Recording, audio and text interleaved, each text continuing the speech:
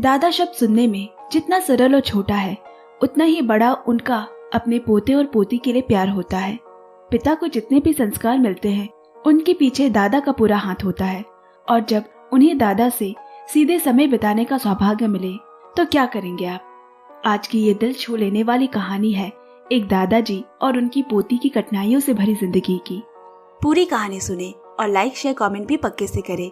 ऐसी कहानियाँ सुनने के लिए channel subscribe, notification bell hit और हमें फेसबुक पर भी जरूर फॉलो करें। लिंक नीचे डिस्क्रिप्शन बॉक्स में है। 2007 की Korean film cherry tomato, director जंग युंग बी, IMDb 6.3। पार्क को 70 साल का बूढ़ा अपनी गरीबी से परेशान है। ज्यादा उम्र होने की वजह से कूड़ा करकट बटोरने के अलावा कोई काम भी नहीं है। वो इस उम्र में भी काम करने को मजबूर है ताकि अपनी इकलौती पोती दास्योंग की परवरिश कर सके, क्योंकि उसका बेटा चुन पिछले कुछ सालों से हवालात में कैद है। रोजमर्रा की तरह आज भी पार्क अपने काम पे निकला है। उसके बगल में छोटी सी प्यारी सी 5-6 साल की दास्योंग चद्दर ओढ़े बैठी है। अचानक इतने सालों बाद उसके सामने चुन आ खड़ा हुआ। अपने बेटे को देख पार्क की आंखों में उम्मीद की रोशनी जागी कि अब तो वो अपनी बेटी की परवरिश की जिम्मेदारी खुद पर ले लेगा। घर जाते वक्त चुन और पार्क के बीच में बहस हो गई। पार्क अपने पिता से गुस्सा है। उन्होंने उसके नामौजूदगी में उसकी बेटी की खास परवरिश नहीं की है। दास्योंग 6 साल की हो चुकी है, लेकिन उसका स्कूल अब तक भी शुरू नहीं हुआ है। पार्क बोला, इस उम्र में भी दास्योंग की परवरिश कर उसे पाल पोस रहा हूँ, वही बड़ी बात है। और अब मैं बूढ़ा हो चुका हूँ, तुम अपनी बेटी की जिम्मेदारी खुद उठाओ। क्या तुम्हें अभी भी सरकारी भत्ता मिलता है? चुन ने पूछा। पार्क ने कहा, तुम्हें अभी भी अपनी बेटी नहीं पैसा सोच रहा है, और उसे खूब डांटने लगा। तो चुन ने भी गुस्से में बोल दिया, क्यों, बचपन में तो तुम्हें मुझे पोलियो की टीका लगाने से ज्यादा शराब खाने में पैसे उड़ाना मुनासिब लगते थे, जिसकी वजह से आज मैं अपंग हूँ, ठीक से चल नहीं पाता। पार्क की आंखें शर्मिंदगी से भरी थी। चुन ने अपनी बेटी को एक पौधा दिया है, जिसे घर आकर वो बड़े जतन से पानी दे रही है। शायद ये पहली बार उसके बाबा ने उसे कुछ दिया है। कहाँ छोटे बच्चे को तोहफे से भर दिया जाता है, वही छोटी दास्योंग उसी पौधे को पाकर खुश है। आधी रात में पार्क उठा और घर के अलग अलग कोने में अपनी कमाई से की गई बचत को छुपाने लगा। वो नहीं चाहता कि उसके बेटे को उन पैसों की भनक भी लगे। मगर इन सब का कोई फायदा नहीं हुआ, क्योंकि चुन ने पहले ही उनके सारे रखे पैसे देख चुके हैं। वो बोला, अगर मुझे उन्हें चुराना होता तो मैं कब का हाथ सफा कर चुका होता। मगर आज के समय में वो पहले के मुकाबले काफी सुधर चुका है। उसका अपनी बेटी के प्रति प्यार बढ़ चुका है, वही वो अपने गलत कामों के लिए शर्मिंदा भी है। अगली सुबह जब दास्योंग की आंखें खुली तो उसे अपने बाबा कहीं नहीं दिखाई दे रहे। दादाजी, ओ दादाजी, बाबा कहाँ गए? कल रात तो मैंने कसकर उनका हाथ पकड़ा था, लेकिन पता नहीं कैसे छूट गया। और साथ ही दादाजी के छुपाए वो सारे पैसे भी चोरी हो गए। दादाजी ने आओ देखा न था और सीधे चुन की तलाश में निकल गया, पर उसे ढूंढ न पाया। अपनी बेबसी को किसे बयान करे दादाजी, वो चुपचाप सीढ़ियों पर बैठ गए। तभी वह समझदार दास्योंग उनका कोट, टोपी और एक सिगरेट लेकर पहुंची और बोली, दादाजी सीधा आप काम पर जाना, इधर उधर मत भटकना। इधर पार्क सर पर चिंता लिए अपने मालिक के पास पहुंचा। उसने उनसे कई सारे पैसे उधार लिए हैं। कल रात पैसे चोरी की बात सुन उसका मालिक भी गुस्सा हो गया और उसे दोबारा काम पर आने से मना कर दिया। लाचार और मजबूर दादाजी कुछ नहीं कर पाए, पर अपनी पोती के खातिर उसे कुछ न कुछ तो करना है। इसलिए उसने अपने कूड़ेदान की हाथ गाड़ी उठाई और कूड़ा बटोरने चल दिया।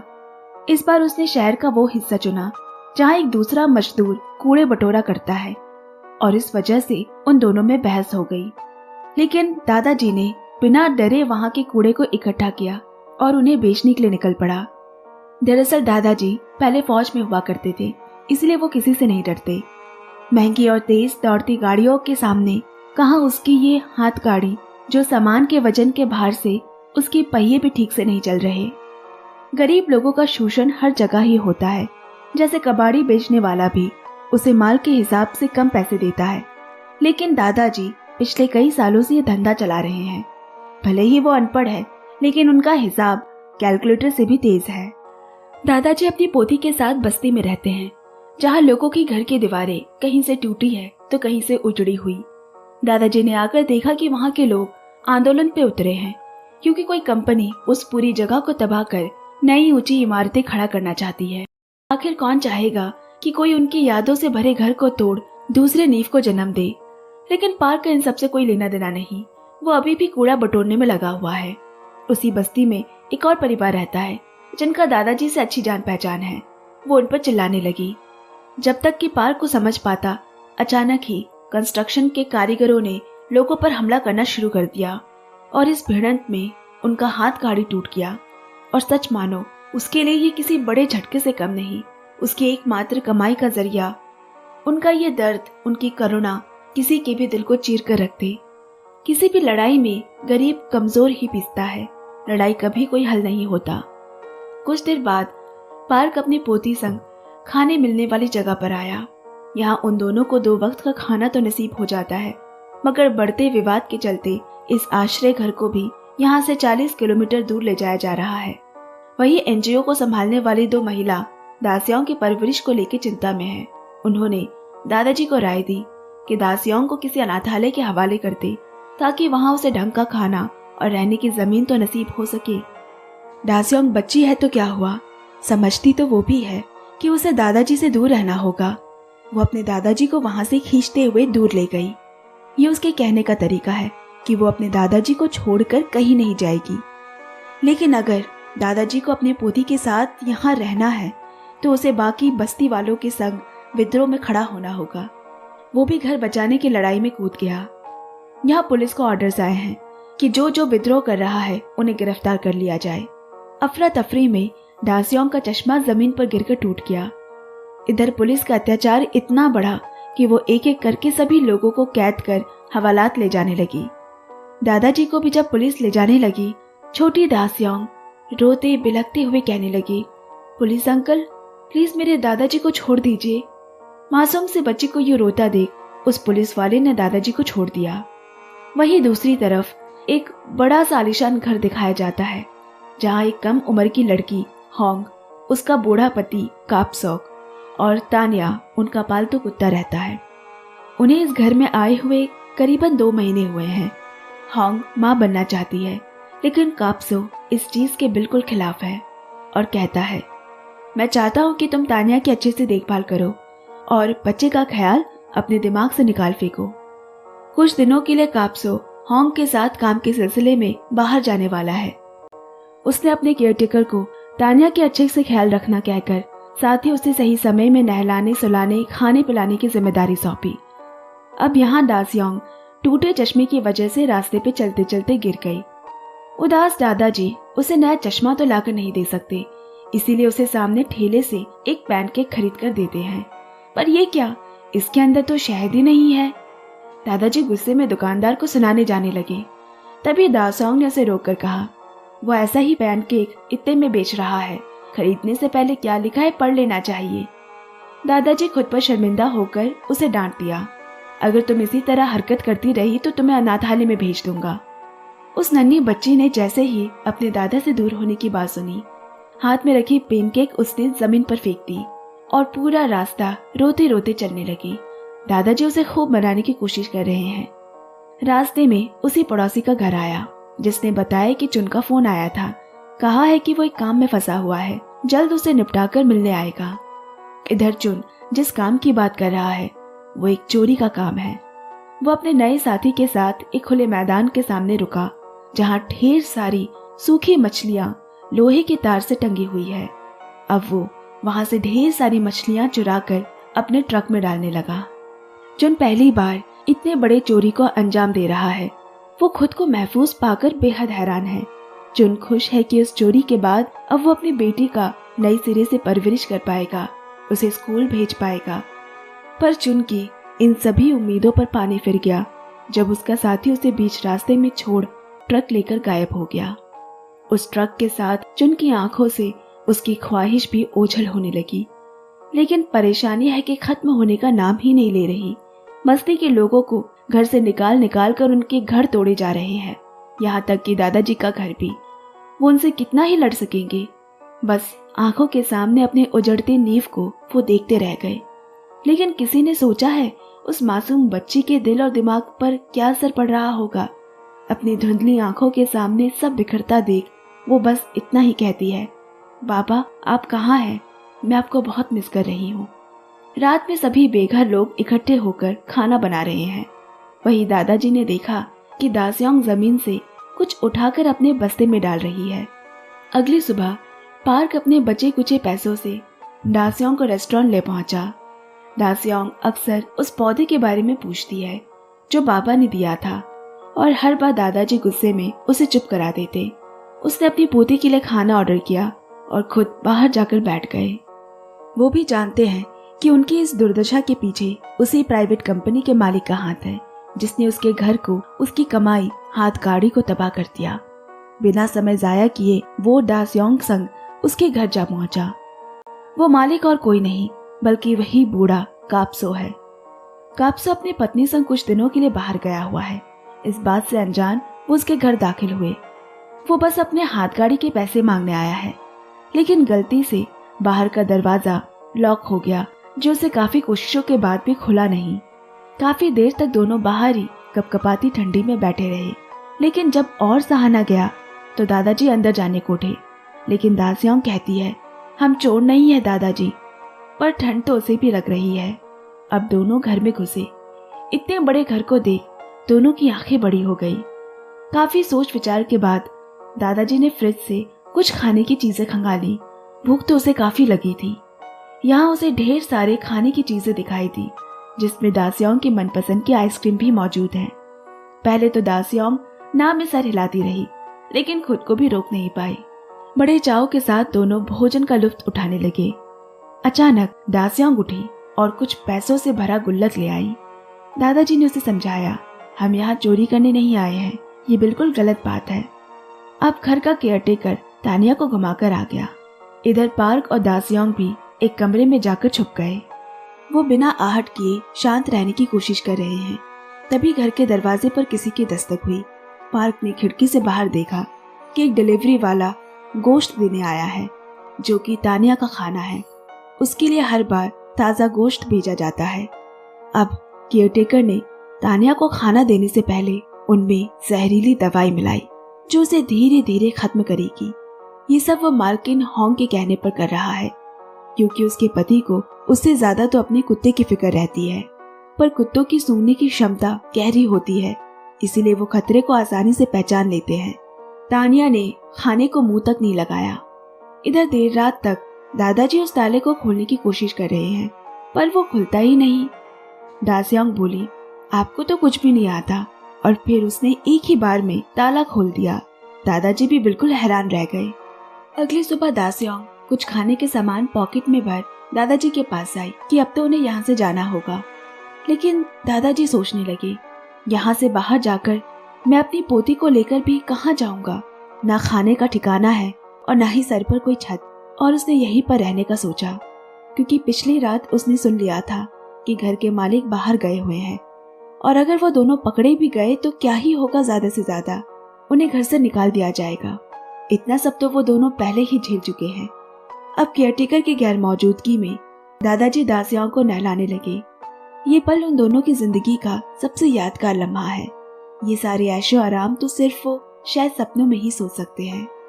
अब दादाजी दासियांग को यहीं रखकर कोई काम ढूंढने बाहर जा रहे हैं। दासियांग बोली, मुझे अकेले में डर लगता है दादाजी, आप प्लीज मुझे छोड़कर मत जाओ। आप मुझे यहाँ छोड़कर भाग रहे हैं ना। नन्ही दासियांग की आंखों से पानी छलकने लगा। उसे नहीं चाहिए ये सब कुछ, उसके लिए तो दादाजी ही सब कुछ है, जिसके साथ वो लड़ती है, गुस्सा करती है, प्यार करती है और उनकी परवाह भी। दादाजी बोले, मैं जल्दी वापस आऊंगा, ध्यान से रहना, और मेरे अलावा किसी और के लिए दरवाजा बिल्कुल मत खोलना। खुद को संभालते हुए वो बाहर निकल आए। ये उनकी बेबसी मजबूरी ही तो है।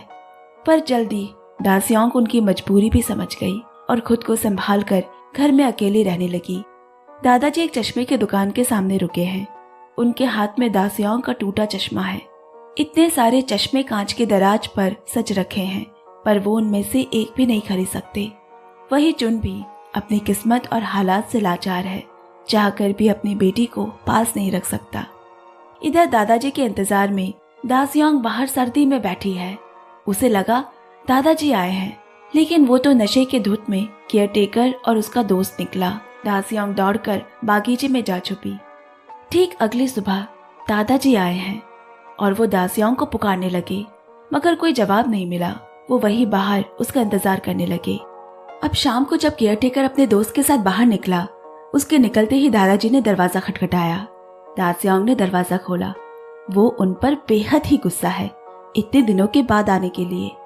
दासियांग दादाजी से बिल्कुल बात नहीं कर रही, लेकिन जैसे ही दादाजी बाहर जाने लगे, उसका सारा गुस्सा डर में बदल गया कि कहीं वो दोबारा उसे छोड़कर न चले जाए। दादाजी उसे खुश करने के लिए बोले, मुझे काम के कुछ पैसे मिले हैं जिससे मैं तुम्हारे लिए गोश्त खरीद के लाया हूँ। और उसे वही केयरटेकर का दिया तानिया का खाना दासियांग को खाने को दिया। दासियांग बड़े चाव से उसे खाने लगी। हमेशा की तरह दादाजी ने उसे ही वो सारे खाने को दे दिए, लेकिन दोनों इस बात से अनजान है कि उसमें जहर मिलाया हुआ है और इसका असर भी दासियांग पर जल्द दिखा। उसके पेट में दर्द होने लगा। दादाजी को लगा उन जैसे गरीबों के लिए गोश्त खाना असाधारण बात है, इसलिए पहली बार में पेट खराब होना आम सी बात है। अब कुछ समय बाद घर के मालिक लौट आए। ये पता चलते ही दादाजी और दासियांग चुपके से घर से बाहर की ओर निकल गए। घर की हालात और टेबल पे रखे वही तानिया के खाने पर जब कापसू की नजर पड़ी तो वह आग बबूला हो गया। उसे लगा अब तक केयरटेकर तानिया को खाना देने के बजाय खुद खा जाता है। आज तो उस केयरटेकर की खैर नहीं। यहाँ दादाजी दिशाहारा है कि अब वो अपनी पोती को लेकर जाए तो कहाँ जाए, क्या खिलाए उसे। दादाजी को ये उदास देख दासियांग उसे हंसाने की कोशिश करने लगी और अपना बस्ता पकड़कर गोल गोल उनके साथ घूमने लगी। इतने में उसका बस्ता फट गया और उसमें से ढेर सारी जली हुई सिगरेट गिरी। यही वो चीज थी जो वो उस रात जमीन से चुन चुन कर बस्ते में भर रही थी, क्योंकि उसे पता है कि दादाजी ये हमेशा पीते हैं और ये वो उन्हें देना चाहती थी। इतनी सी उम्र में भी दादाजी के बारे में इतना सोचना दादाजी के लिए इससे बड़ी जायदाद और कुछ नहीं है। वो बोले, तुम अपने दादाजी से इतना प्यार करती हो कि भूख में भी तुम्हें मेरा ख्याल रहता है। उनकी आंखें भर आई। उसकी पोती के प्यार की कीमत अनमोल है। अब वो दोबारा अपने उसी पुराने बस्ती आ पहुंचे। इधर दासियांग की खांसी बढ़ती जा रही है। उसे कुछ भी खाने का मन नहीं हो रहा।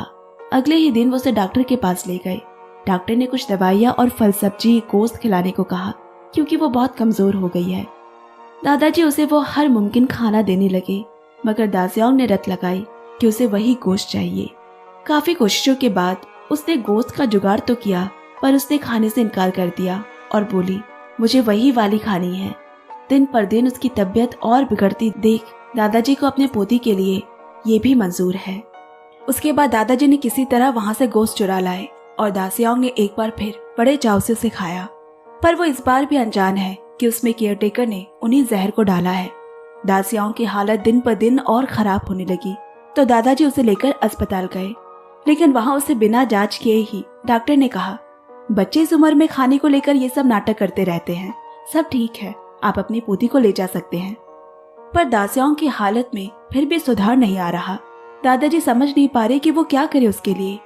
अब आधी रात को दासियांग ने एक बार फिर दादा से वही गोश्त खाने की इच्छा जाहिर की और दादाजी अपनी पोती की इच्छा पूरी करने के लिए वो एक बार फिर उस घर जा पहुंचे। लेकिन इस बार गोश्त लेते वक्त तानिया ने उस पर जोर का हमला कर दिया, लेकिन उन्हें किसी भी हालत में वो गोश्त चाहिए। वो उस हद तक भी जा गुजरे। दूर खड़ी होंग सब देख रही है। अब पन्ने में गोश्त लिए दादाजी भागते गिरते पड़ते अपनी पोती के पास पहुंचे। वो उसे उठा रहे हैं, लेकिन वो उसकी बात नहीं सुन रही। वो उठ क्यों नहीं रही? दासियांग, दासियांग, दासियांग देख, मैं तेरे लिए वही तेरा मनपसंद गोश्त लाया हूँ, तुझे खाना था ना, उठ जा बेटी। लेकिन दासियांग फिर कभी नहीं उठी। उसके सारे दर्द, सारी तकलीफों का अंत हो गया और एक पल में सब शांत हो गया। अपनी पोती को गोद में लिए वो खूब रोई। कहानी के अंत में दादाजी एकांत बैठे दासियांग के बस्ते से उसके इकट्ठे किए अधजली सिगरेट पी रहे हैं और दूर तक देखते हुए अपने बेटे का इंतजार कर रहे हैं, जिसने कहा था कि वो जहाँ भी हो लौटकर उन्हीं के पास आएगा। वही पास में दासियांग के कब्र पे वही पौधा लगा हुआ है जो उसके बाबा ने दिया था, और यही पौधा होता है चेरी टमाटो। यही तो जिंदगी है जो कभी नहीं रुकती।